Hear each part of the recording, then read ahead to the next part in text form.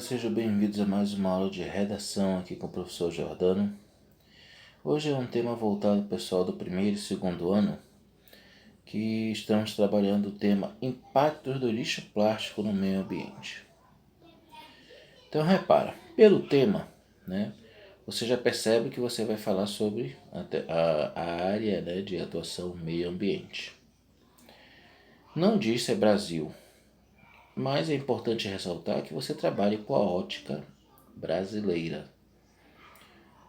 Mesmo tendo textos motivadores internacionais, Jordano, também pode, mas não dependa apenas dele. É isso que eu quero dizer.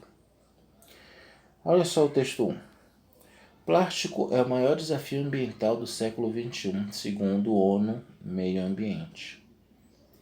Segundo a ONU, é a Organização das Nações Unidas, ou seja, um órgão internacional. Tá? E aí ele aparece ele é um texto estatístico, que mostra toda a situação, como se encontra o mundo, e tem uma parte que fala de um especialista brasileiro que também vê como o plástico é trabalhado no Brasil e o que falta para o brasileiro se conscientizar que isso pode prejudicar ainda mais a situação do meio ambiente a nível mundial.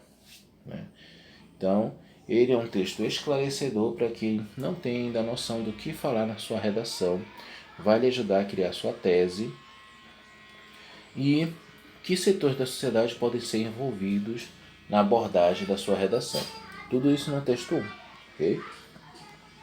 Texto 2. É uma charge do menino maluquinho, em que diz assim: socorro, uma água viva. Não é uma água viva, Carol, é só um saco plástico. Socorro, poluição. Ou seja, podemos falar aqui, por exemplo, de pessoas inconsequentes, ignorantes, sociedade civil. Tá?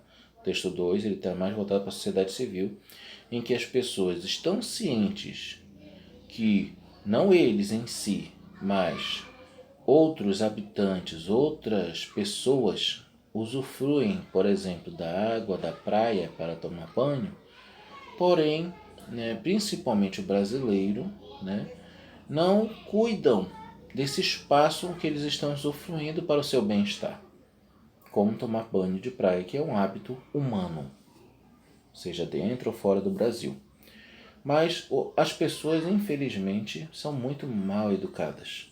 E aí você pode envolver a questão da educação com relação a evitar essa poluição das águas dos rios ou dos mares pelo homem, para que ele possa usufruir para o seu bem-estar, como tomar um banho de praia. Então, aqui existe causa e existe consequência, onde uma das formas de você falar dessa questão dos plásticos, E como é que vem o consumo desses plásticos? Como é que esses plásticos vão parar no rio? Aí você pode lembrar da rede de esgotos, que já é interligada às praias, por exemplo. Essa é uma situação, uma ação humana, uma falha na distribuição da rede de saneamento e esgoto no Brasil, que eles interligam com rios e mares. Então, isso é o que acontece na realidade, e as pessoas, às vezes desinformadas ou ignorantes, acabam tomando banho justamente próximas a essa rede de esgoto. Isso é uma situação. Outra situação são pessoas que às vezes passam de barco ou estão viajando de um município para uma ilha ou vice-versa, e durante o trajeto da viagem estão consumindo alguma coisa, o lanche, por exemplo, e com preguiça às vezes de deixar o que você usou de dejeto, como uma garrafa de suco, de refrigerante, uma latinha de cerveja ou uma latinha de refrigerante, em vez de você jogar na lixeira, você joga na água. Então, poxa, é triste? Mas é a realidade. Por preguiça, por falta de educação, por falta de modos, as pessoas ajudam a poluir os rios. Então, tudo isso você pode abordar só com o texto 2. Texto 3, não tem título, Fala da questão do plástico, e o quanto o plástico pode ser prejudicial em vários sentidos. Então, o texto 3 ele vai fazer uma análise específica da substância plástico, e como ela pode ser ou não trabalhada, né, para sua retirada ou a sua manutenção para que ajude na conservação do meio ambiente.